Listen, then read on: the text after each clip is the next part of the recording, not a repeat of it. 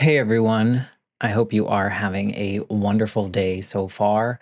I am just dropping this special little clip into all the episodes. So, no matter what episode you're listening to, this is actually pretty current as of July 2024. I wanted to come on here and just say a big thank you to Earworthy because the Life Shift podcast was just named the best overall podcast of the year in the first Earworthy Independent Podcast Awards.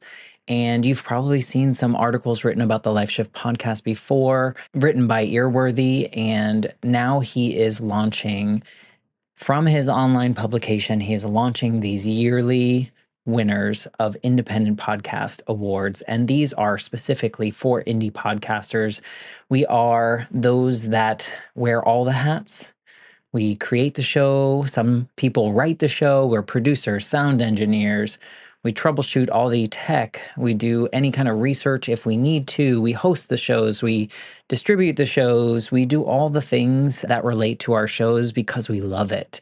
And it's so nice to see my name in a list with some other amazing podcasts like Multispective, which won Best Life Lessons Podcast. Salad with a Side of Fries won Best Health Podcast. Bippity Boppity Business won Best Business Advice Podcast. And there are so many more. And so I just want to come on here and say thank you to Earworthy for not only doing these awards every year and just honoring some of us indie podcasters that sometimes feel like we're just shouting into the void, but we're not. We're just doing what brings us joy, and hopefully through that work it brings other people joy. In my case, for the Life Shift, I hope that each episode finds the ears that needed to hear it the most so that they feel a little less alone in their circumstance.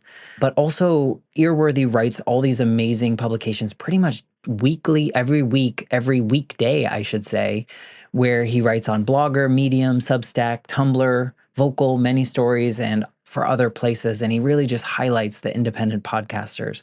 So thank you, Frank, for everything you do with Earworthy and for recognizing all of us in the first Earworthy Independent Podcast Awards. If you'd like to read more, please head to medium.com/EAR hyphen WORTHY. Thanks again and enjoy this episode.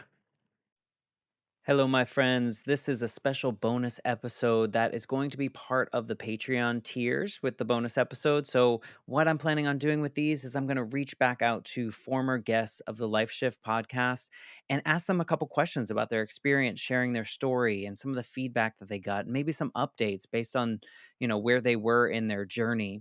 And so, I wanted to share this special first Patreon bonus episode with the public feed, just so you can hear what we're doing over on the Patreon. So if you're interested in this and you've heard this bonus episode and you're really enjoying kind of the revisit with some of the guests, please head on over to the Patreon page. The link is in the show notes. Love to have you as part of the community to help support the Life Shift podcast. Thank you so much. And here's my conversation. This is the Life Shift podcast, and these are the bonus episodes for our special Patreon page.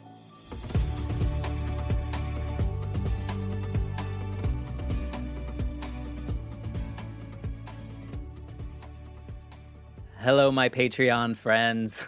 That's going to be my new opening. This is actually one of our first bonus episodes, and I say one of them because we're not sure which one's going to go first. So no pressure on you, Marty. Marty Klein is here. He was episode 8. So thank you for being a guinea pig in this bonus episode journey. Thanks for having me back. Now, before I get started on the questions, I just want to let everyone know, if you're listening this bonus episode, I really want to create an opportunity to revisit with the guests that I had earlier in the season and kind of ask very similar questions of everyone to just see like what the experience was like, sharing their story, if they heard anything. So we have some standard questions that we're going to go through. And in this bonus episode, I think it'll be helpful to just remind people of your story. And you were around episode 8. I think it was episode 8. And I was super interested in hearing your story when we had that conversation. And I think for both of us, I think it revealed a couple things. So you want to just remind us a snapshot of what your story was that you shared on the Life Shift? My life shift was that I lost my mom at age 13. And I talked about how my life was before that as an only child, with my mom and dad together raising me, and then the circumstances surrounding her death, which was of cancer, and relatively quickly, within about 3 months from original diagnosis to her passing. We didn't get too much into the after of that, but we did get to at least discuss how my life has been since then. And since we share that event in common, we compared our stories a little bit, even though they are different in some pretty profound ways that I'm sure we'll talk about today a little bit. But that was mine. It's funny. I remember a friend of mine was listening and she found our conversation so interesting because we had, like you said, a similar event happen in our lives in very different ways. And the way that our lives changed was actually quite different from each other. So, that being said, after you shared the story and after it was done, how did you feel? Wrapping the recording, I didn't feel anything in particular. I just, other than the fact that I rarely get to talk about that subject in a focused setting for an hour. I don't even remember the last time I really told that story beginning to end. But I went about my day afterwards. It didn't make me think so much. I got it all out. We did our thing. You were starting up the podcast. I don't even remember if the first episode had come out yet, so I wasn't trying to live up to anything, I guess. I didn't really get to think about things more until it came out, until the episode dropped and other people got to hear it. I mean, that makes sense. I don't think we were launched. I think I had recorded maybe 10 episodes before I launched the podcast. I don't know why I keep saying we, but you were part of that journey. And I remember you were saying, well, I don't even know, like, I just want to help you out, Matt. I just want to share my story. I don't really know, like, what's going to come of it. So when you heard the episode for the first time, was there like, what'd you think? Well, first, it had been about 6 weeks, I think, between recording and it coming out. And I remember not knowing if I wanted to share the episode. I wanted to see how I felt I came across and what I left out or what I included that I wished I hadn't said. And I wasn't really committed to telling anyone about it other than helping you launch your podcast, and specifically my own family members, because this was a family event in my life. I didn't know, I wanted to be fully honest about the story, but also if I put myself in my dad's shoes or my uncle or aunt's shoes or my cousin's shoes, how would they feel now listening back? And so that's when it came out and I listened back to it. I listened to it especially with an ear for that. And immediately when it was over, I knew I wanted to share it, not just with friends and maybe Facebook acquaintances, but with family members. I didn't mind. I didn't care who would hear about it because it was a subject that, not that I don't talk about, but that I'm rarely asked about and therefore don't get to talk about. I think I even said that at the end of my episode of both specifically with my story and some of these stories that are on your podcast over time are subjects that other people will shy away from or assume are taboo. When I will mention that my mom passed away when I was younger, I rarely get follow-up questions to that. And one thing I wanted people to hear from this is that, at least in my case, I don't mind. I don't mind talking about it. In fact, you could say it's a way to keep my mom's memory alive or whatnot. And that's one of the things that came out of sharing the story is the understanding that it's okay to talk about delicate subjects. I remember at the end of your episode, you said, I invite more people to ask me about it and share these stories. And I definitely connected with that. I am different from you in that way, is that I'm very much will share it without people asking and give more details. And I think part of that comes from my experience compared to your experience after losing our mothers. In my case, I felt very alone as I was the only person who had ever lost a mother. Nobody around me knew how to support that and my life was so different the next day. not saying that yours wasn't, but I moved from one state to another. I, had to start at a different school. And in your experience, when I was listening to it, I don't know if jealous is the right word, but the experience of hearing like how you had this tragic event in your life, but you were also able to continue things that were comfortable and things that felt normal in other aspects of your life. And so that's really what stood out to me. And the reason that I do this podcast and the reason that I share so much, I think stems from the fact that I felt so alone in that I just wanted to be heard. Yeah, again, after the episode came out, I really considered more of what it means, what the title means, the life shift. I assumed, oh, pick me. I have a great life shift. My mom died at 13. And someone externally can say, absolutely, that must have been a huge life shift for you. After I got done telling the story, beginning, middle, and end, and with some of the context that you just mentioned again, compared to your own losing of your mom when you were young, there wasn't that much of a shift right away. My life did not completely change. Obviously, it did in certain ways, but my routine didn't change. My house didn't change. My school didn't change. My friends didn't change. And I think because of that, I was able to latch on to what was consistent and what had not changed in my life and move on and move forward using those skills that I had built up to the age of 13, almost to minimize the shift in my life.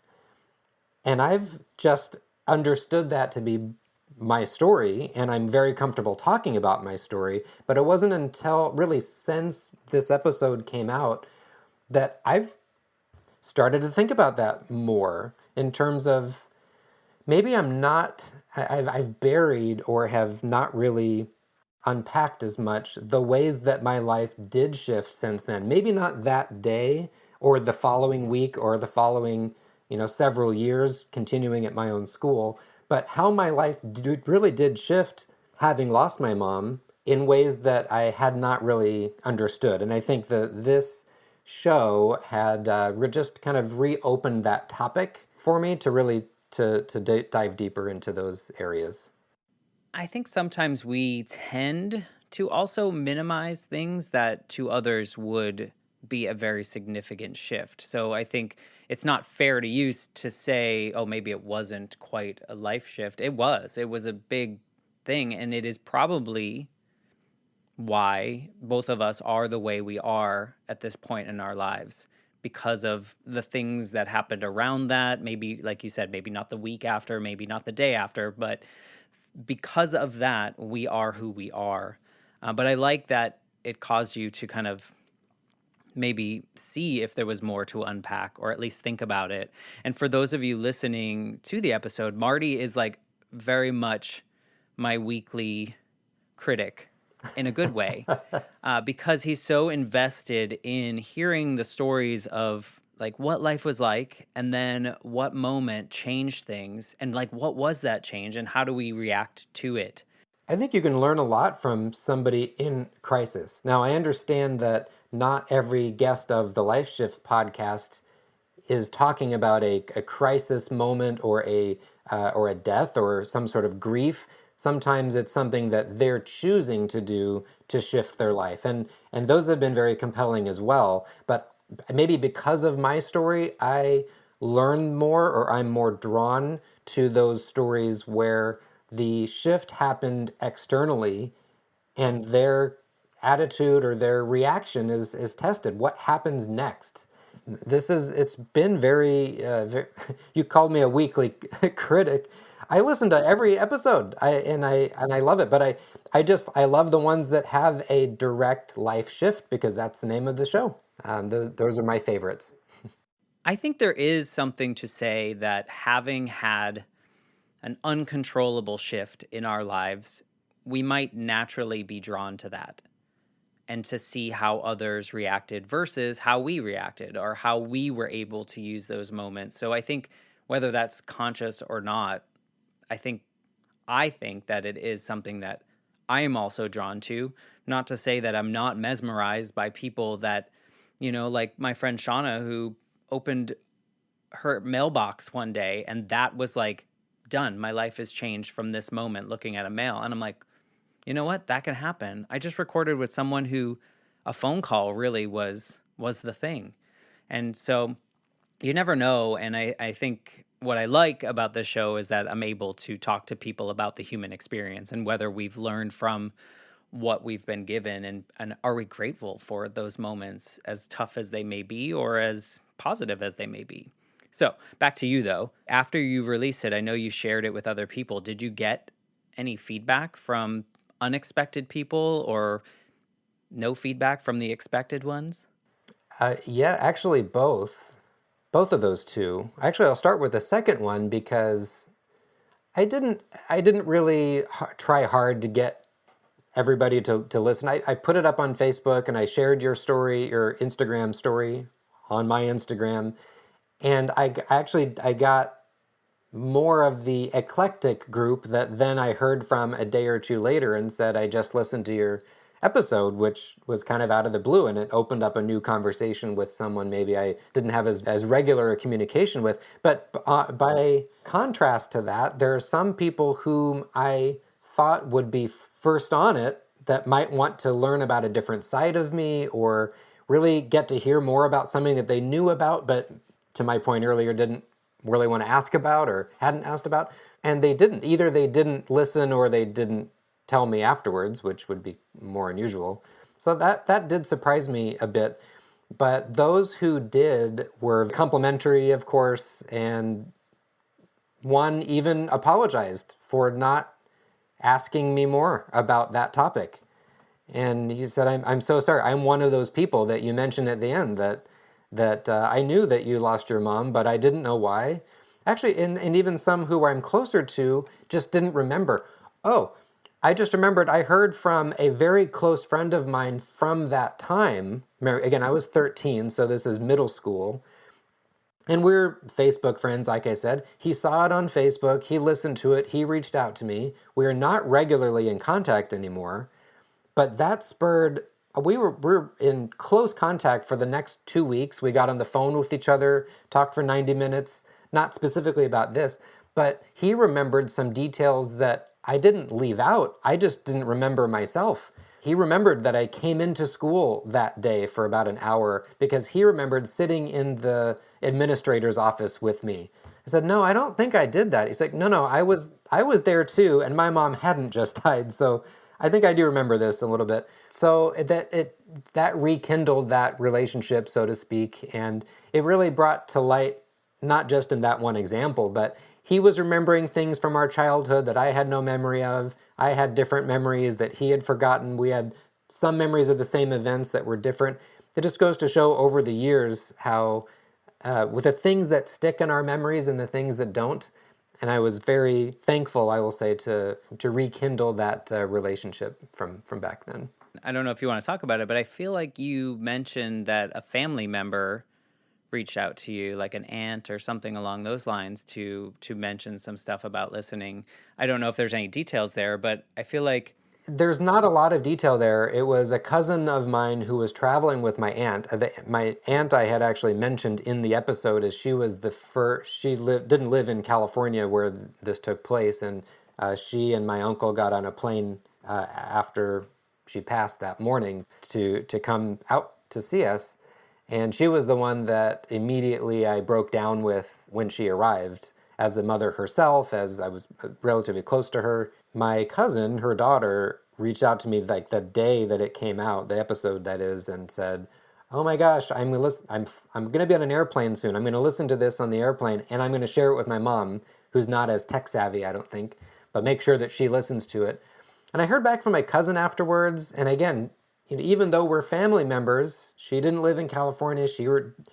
Didn't have as thorough of a memory. She didn't remember how quick the illness was. She gave me a little bit of feedback, but I did not hear directly back from my aunt. I have to assume that she didn't end up listening or she forgot, because I think had she, I would have. And maybe I'll follow up with her, but that's not, I don't want to be like, "Hey, did you listen to my podcast?" I mean, it didn't feel right to keep following up with other people about it. they'll listen if they want to. Of course. And I think there's something to be said about sharing our story. I know earlier you mentioned how you weren't sure if you were going to share it because you didn't want other people to feel a certain way, and I get that as well. When I did my episode, I just shared it all, and I knew that there was a chance that certain people were going to listen to it. And what came from that for me was I had a really great conversation with my dad afterwards. And to your point about, your classmate remembering things differently, like his memory of those moments are different than mine as well. And it just led to a really nice conversation in which he was like, "I'm sorry, I didn't realize that you felt certain ways." And I was like, "That's fine. We were doing the best that we knew how to do. We weren't equipped. Not a lot of people are equipped to handle this situation." And so, it's always interesting to me when someone close hears one of these more traumatic experience stories and how that connection goes. So that's why I asked you a little bit about that. In your case, you had a lot of upside down moments during that period. At the time and in my retelling of the story, I don't think anybody would say, I didn't know you were feeling those things at that time, because I really did keep going. I just put cruise control on and kept going. However, now we're recording this right around Thanksgiving. This is one of the examples of how just the retelling of this and thinking about it, and in the last few months, this topic has been on my mind, maybe in the background. We're right around Thanksgiving, and my family is different from others. I don't have the stereotypical mom in the kitchen, or at least at Thanksgiving, hosting a dozen people. I don't have the kind of family that maybe I wish I did, or that others do, that I see. All my life I've been, if I can't control it, I just shut it out. And this year in particular, since this episode came out, I've been more likely to allow myself to recognize that my life turned out a little different because of this. I did have a shift, and it's okay to be a little sad or jealous or wonder what my life would have been like otherwise. Whereas I probably in the past 30 years, 25 years, have been more likely to just ignore those types of feelings. I say that's a win. I think, I think that's a good thing. I think a lot of people don't ask us about our situations because they're uncomfortable with what comes next, right? And if we are vulnerable after that fact and then we get shut down, we're afraid of that. So I'm proud of you for just even saying that out loud, that maybe there are things that you do miss, and that I understand that jealousy thing. I think that family piece is different. I found, having my life change so much led me to seek out other mothers always. So whenever I would make friends, their mom would almost become that mother figure in that space. And so I've been fortunate enough to find that each time, or each like phase of my life, I should say. And so sometimes the holidays get filled by those moments. So fortunately I have that, but I understand what you're saying. Not only have you been a good example of that, but many of your guests have also. Like I said, just listening to other guests on the Life Shift podcast has improved my perspective, maybe, or just changed it, or seeing how others have reconciled or coped with their feelings. That's my new, not challenge. Maybe it is a challenge for me, but in this next chapter, I'm challenging myself. Well, and speaking of that, were there episodes that stood out to you more than others, or that maybe you connected with?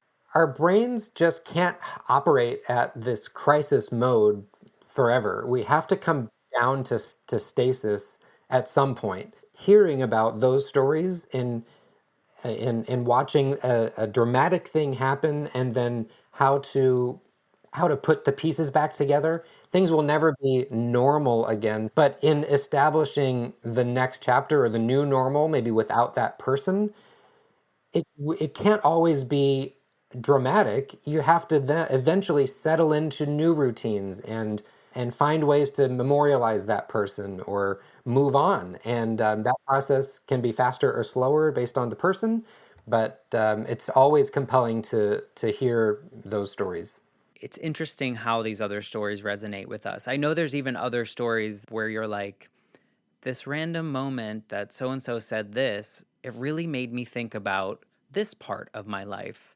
And that's kind of the goal, right, of this whole show, and that this human experience is a lot more similar to each other than it is different, whether the experience is crazy different or the same. I unfortunately I can't remember the detail or exactly the guest or what was said at this point in time. But I have been listening to every episode, but some episodes I have stopped the episode just to spend a few minutes reverberating what the guest just said, whether it's something that they learned or something that happened in their story to them. There's been times that have really kind of been mind blowing for me just listening. So hopefully every episode will have that for somebody, and I'm sure they do. No, I appreciate it. Please don't stop sharing your thoughts on these episodes because it really, it's just so interesting to just have these conversations. And I like having the conversation with you about someone else's story. So I appreciate you and being a part of this early part of the journey. And now that we're in season 2, I just recorded episode 47. So, I mean, this is just going. You were number 8. Thank you for that. Is there anything else that you would want people that are considering sharing their story or anything about being a part of this? I'll call it a community of the Life Shift guests. Is there anything you want others to know?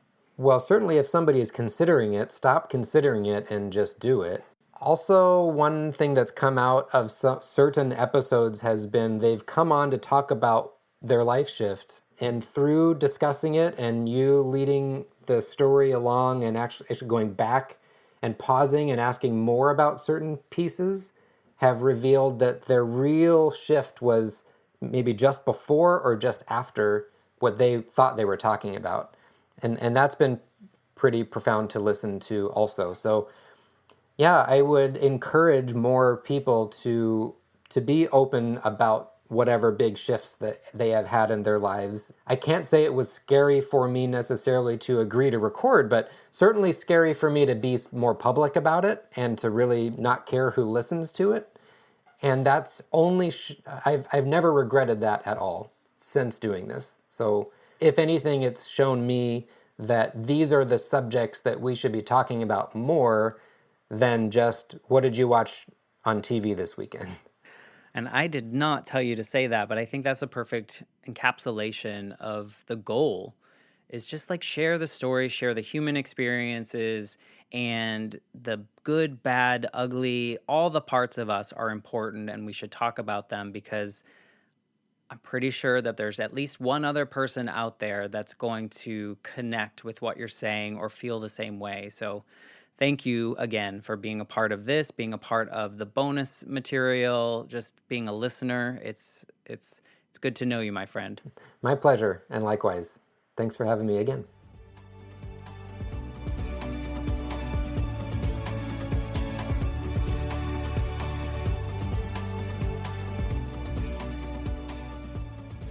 For more information, please visit www.thelifeshiftpodcast.com.